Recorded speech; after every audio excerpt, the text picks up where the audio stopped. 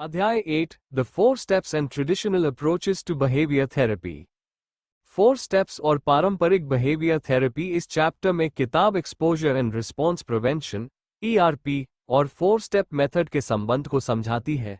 लेखक बताते हैं कि OCD की बिहेवियरल ट्रीटमेंट में ERP एक महत्वपूर्ण क्लासिकल अप्रोच है और 4 स्टेप्स को उसके साथ जोड़ा जा सकता है। 1. ERP क्या है? ERP का पूरा नाम है एक्सपोजर एंड रिस्पॉन्स प्रिवेंशन। इसमें दो चीजें होती हैं। एक्सपोजर व्यक्ति को धीरे धीरे उस सिचुएशन या स्टिम्युलस का सामना कराया जाता है जिससे OCD एंजाइटी पैदा करता है। रिस्पॉन्स प्रिवेंशन उस एंजाइटी के जवाब में किया जाने वाला कंपल्शन नहीं करने दिया जाता। उदाहरण, किसी व्यक्ति को कंटामिनेशन का डर है। एक्सपोजर, किसी ऐसी चीज को टच करना जिससे उसे कंटामिनेशन का डर लगता है। रिस्पॉन्स प्रिवेंशन, उसके बाद तुरंत हाथ न धोना। उद्देश्य है कि व्यक्ति अनुभव करे, एंजाइटी आए लेकिन मैंने कंपल्शन नहीं किया। 2. ERP के 4 मुख्य चरण किताब क्लासिकल बिहेवियरल थेरेपी को 4 स्टेजेस में रखती है।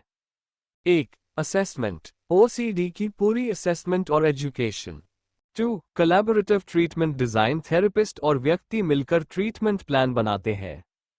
3. एक्सपोजर एंड रिस्पॉन्स प्रिवेंशन, धीरे धीरे फियर्ड सिचुएशंस का सामना और कंपल्शंस को रोकना। 4. फॉलोअप, ट्रीटमेंट के बाद प्रोग्रेस को बनाए रखना और नए सिम्टम्स आने पर फिर टेक्निक्स का उपयोग करना। 3. असेसमेंट में क्या किया जाता है? पहले व्यक्ति को स्पष्ट कराया जाता है ऑब्सेशन क्या है, कंपल्शन क्या है, फिर उसके OCD सिम्टम्स की पूरी सूची बनाई जाती है। इसमें केवल वॉशिंग और चेकिंग ही नहीं बल्कि avoidance, mental rituals, reassurance, repetitive behaviours, triggers भी शामिल होते हैं। इससे थेरेपिस्ट को यह समझने में मदद मिलती है कि OCD व्यक्ति की जिंदगी में किस तरह काम कर रहा है। 4. ERP आखिर साइकिल को तोड़ता कैसे है? किताब 2 लर्न्ड एसोसिएशंस की बात करती है। पहला, ऑब्सेशन एंजाइटी और दूसरा, एंजाइटी कंपल्शन टेम्पररी रिलीफ। उदाहरण, मेरे हाथ कंटामिनेटेड है। एंजाइटी, हाथ धोना कुछ देर, रिलीफ अगली बार कंटामिनेशन थॉट और पावरफुल। ERP इस दूसरे कनेक्शन को तोड़ने की कोशिश करता है। एंजाइटी कंपल्शन नहीं, और रिपीटेड एक्सपोजर से ऑब्सेशन और एंजाइटी के बीच का ऑटोमैटिक कनेक्शन भी कमजोर हो सकता है। 5. सड्स, एंजाइटी को मेजर करना, ट्रीटमेंट प्लान बनाने के लिए किताब सड्स का उपयोग करती है। Subjective units of distress scale, 0 बिल्कुल एंजाइटी नहीं से 100 सबसे ज्यादा एंजाइटी प्रोवोकिंग सिचुएशन तक, फिर व्यक्ति अपने OCD ट्रिगर्स को इस स्केल पर रेट करता है। 6. बिहेवियरल हायरार्की क्या है? अब इन सिचुएशंस को आसान से कठिन क्रम में लगाया जाता है। उदाहरण, कंटामिनेशन सिचुएशन, सड, स्टिकी सब्सटेंस जैसे jelly. 50 bathroom faucet, 70 bathroom doorknob, 75 toilet paper, 80 toilet seat, 95 urine, 100। ये सिर्फ किताब का हाइपोथेटिकल एग्जाम्पल है। इसी तरह चेकिंग OCD में TV, doors, locks, heater, appliances, light switches, stove जैसी हायरार्की बनाई जा सकती है। 7. सबसे कठिन चीज से शुरुआत क्यों नहीं? किताब कहती है कि शुरुआत में व्यक्ति को सबसे टेरिफाइंग एक्सपोजर पर नहीं डालना चाहिए। हायरार्की में रिलेटिवली मैनेजेबल आइटम से शुरू किया जाता है। क्यों? क्योंकि छोटी सफलता, कॉन्फिडेंस, अगला स्टेप। अगर एक्सपोजर इतना कठिन हो जाए कि व्यक्ति पूरी तरह ओवरवेल्म्ड हो जाए, तो असाइनमेंट को एडजस्ट करना पड़ सकता है। 8. एक्सपोजर के दौरान क्या होता है? मान लो किसी व्यक्ति को जेली हाथ पर लगाने से कंटामिनेशन एंजाइटी होती है। पहली बार जेली हाथ पर सड्स, 90 हाथ नहीं धोना। समय के साथ एंजाइटी कम, सड्स 30। किताब बताती है कि रिपीटेड एक्सपोजर में शुरुआती एंजाइटी अक्सर कम होने लगती है। 9. चेकिंग OCD का उदाहरण, मान लो किसी व्यक्ति को टीवी बंद करने के बाद बार बार चेक करने की अर्ज आती है। ERP में उसे टीवी चेक करके घर से निकलना और फिर वापस जाकर चेक न करना प्रैक्टिस कराया जा सकता है।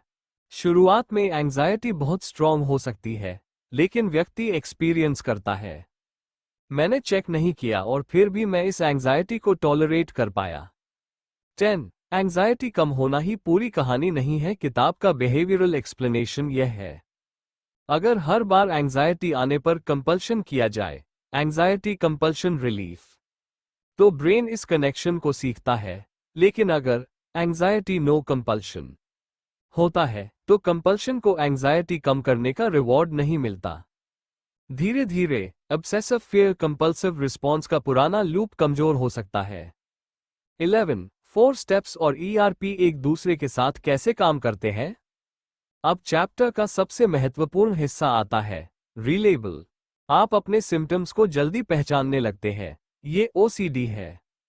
इससे आप अपने ट्रिगर्स और सटल सिम्टम्स को बेहतर नोटिस कर सकते हैं। रीएट्रिब्यूट, ये फॉल्स मैसेज है। इससे एंजाइटी आने पर व्यक्ति उसके मीनिंग से कम प्रभावित हो सकता है। रीफोकस, ERP में एंजाइटी के दौरान अटेंशन को ट्रीटमेंट टास्क या कंस्ट्रक्टिव एक्टिविटी पर लगाना होता है। सेल्फ ट्रीटमेंट में किताब 15 मिनट रूल का उपयोग करती है, यानी कंपल्शन को तुरंत करने की बजाय उसे डिले करना और इस दौरान रीफोकस करना। रिवैल्यू सबसे महत्वपूर्ण, यह अर्ज सिर्फ OCD सिम्टम है, मैं इसे अपनी जिंदगी कंट्रोल नहीं करने दूंगा। किताब इसे एक्टिव रिवैल्यूइंग कहती है, यानी केवल बैठकर एंजाइटी खत्म होने का इंतजार नहीं करना, बल्कि कॉन्शियसली OCD अर्ज की इंपॉर्टेंस को कम करना। 12. पैसिव नहीं, एक्टिव रिस्पॉन्स, ये चैप्टर की बहुत महत्वपूर्ण बात है। सेल्फ ट्रीटमेंट में केवल मैं बैठा हूं और एंजाइटी कब खत्म होगी ऐसा नहीं करना, बल्कि relabel, reattribute, refocus, compulsion delay, prevention, actively revalue, यानी आप पूरे प्रोसेस में एक्टिव पार्टिसिपेंट हैं। 13. 15 मिनट रूल को धीरे धीरे बढ़ाना, किताब कहती है अगर 15 मिनट तक कंपल्शन रोकना संभव है, तो बाद में 15 जोड़ 15 जोड़ 15 मिनट जैसे पीरियड्स को जोड़ने की कोशिश की जा सकती है। लेकिन इस दौरान रिलेबल और रीएट्रिब्यूट जारी रखें। ये केवल क्लॉक देखते हुए पैसिव वेटिंग नहीं है। 14. हायरार्की में धीरे धीरे ऊपर जाना, किताब का प्रैक्टिकल प्रिंसिपल। पहले मैनेजेबल सिम्टम्स सक्सेस, फिर कठिन सिम्टम्स। आपको शुरुआत में अपनी पूरी OCD लिस्ट पर हमला नहीं करना है। एक या कुछ मैनेजेबल टारगेट से शुरुआत करके धीरे धीरे हायरार्की में ऊपर जाना है। 15. अगर एंजाइटी बिल्कुल नहीं है, क्लासिकल ERP के फ्रेमवर्क में किताब कहती है कि अगर एक्सपोजर बिल्कुल एंजाइटी पैदा नहीं कर रहा, तो शायद वो व्यक्ति के लिए पर्याप्त चैलेंजिंग नहीं है। लेकिन दूसरी तरफ, अगर एंजाइटी ओवरवेलमिंग हो जाए, तो एक्सपोजर को एडजस्ट किया जाता है। इसलिए हायरार्की का उद्देश्य टॉर्चर करना नहीं, बल्कि सिस्टमैटिक चैलेंज देना है। 16. ट्रीटमेंट खत्म होने के बाद, किताब फॉलोअप की बात करती है। अगर बाद में कोई नया OCD सिम्टम सामने आए, तो व्यक्ति learned exposure response prevention strategies को फिर से इस्तेमाल कर सकता है। यानी रिकवरी का मतलब टेक्निक्स को हमेशा के लिए भूल जाना नहीं है, बल्कि जरूरत पड़ने पर उन्हें दोबारा इस्तेमाल करना सीखना है। चैप्टर 8 का पूरा सार, अब 4 स्टेप्स और ERP को एक साथ देखो। OCD ट्रिगर रिलेबल, ये OCD है। रीएट्रिब्यूट, ये फॉल्स मैसेज है। एक्सपोजर ट्रिगर, सिचुएशन का सामना। रिस्पॉन्स प्रिवेंशन, कंपल्शन नहीं, रीफोकस। ध्यान कंस्ट्रक्टिव डायरेक्शन में, रिवैल्यू, यह अर्ज मेरे जीवन को कंट्रोल नहीं करेगी। रिपीट, धीरे धीरे हायरार्की में आगे बढ़ना। सबसे महत्वपूर्ण सीख, ERP आपको OCD के डर का सामना करना सिखाता है। रिस्पॉन्स प्रिवेंशन आपको उस डर के जवाब में कंपल्शन न करना सिखाता है। 4 स्टेप्स आपको ये समझने, पहचानने और कॉन्शियसली मैनेज करने का फ्रेमवर्क देता है। और किताब के अनुसार दोनों को साथ इस्तेमाल करने से व्यक्ति OCD सिम्टम्स के साथ अपने बिहेवियरल रिस्पॉन्स पर अधिक कंट्रोल विकसित कर सकता है।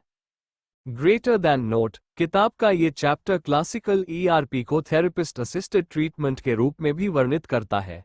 वास्तविक OCD ट्रीटमेंट में एक्सपोजर हायरार्की को खासकर सीवियर सिम्टम्स के लिए OCD ट्रेन्ड थेरेपिस्ट के साथ बनाना सुरक्षित और अधिक उपयुक्त हो सकता है।